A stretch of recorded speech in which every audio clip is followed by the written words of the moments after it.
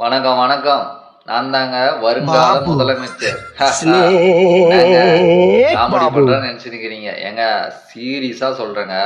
நாம அரசியலுக்கு வராம, அதிகாரத்துக்கு வராம, சாதி, மதம், இனம், மொழி, உயர்ந்தவன், தாழ்ந்தவன் அது மட்டும் கிடையாது. ஒரு மனிதன் இன்னொரு மனிதன் கிட்ட வேலை செஞ்சா மட்டும் தான்டா உயிர் வாழ முடியும். அப்படின்ற ஒரு நிலைமை இருக்கு பாருங்க.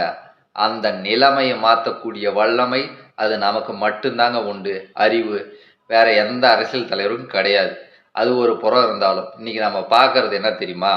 அதாவது இந்த உலகத்துல மக்களுக்கு முக்காவாசி பிரச்சனை.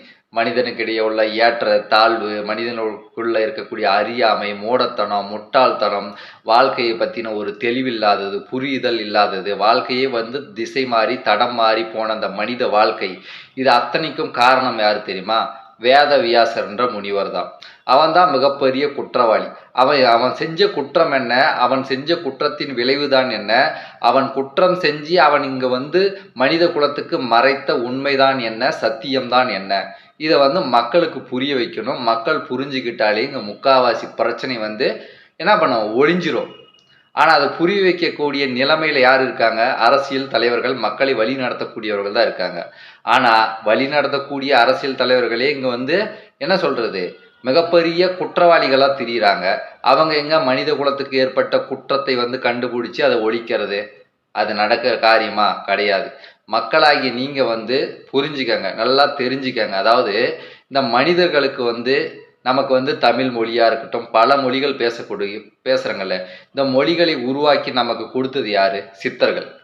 அது மட்டும் கிடையாது. வர்மக்கலை, வைத்தியம், நம்ம சிலம்பம், வாழ்வீச்சு, இந்த மாதிரி போர்க்கலைகள் எல்லாம் இன்னைக்கு நம்ம கத்துக்கிட்டு வரோம்ல.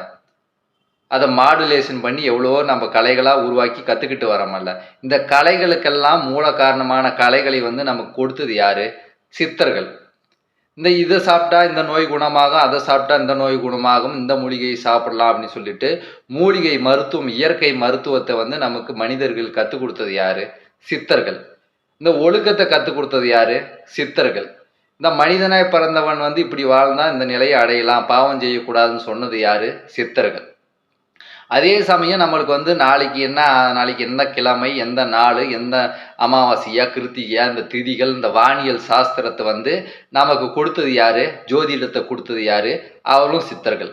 ஆக மொத்தம் மனுஷனுக்கு ஒட்டு மொத்தமான வாழ்க்கையே நம்மளுக்கு கொடுத்தது சித்தர்கள் தான். அழிச்சது சித்தர்கள் தான். அப்ப சித்தர்கள் நூல்கள் இருந்து தான் மனிதனுக்கு உண்டான கல்வி கிடைக்கும்.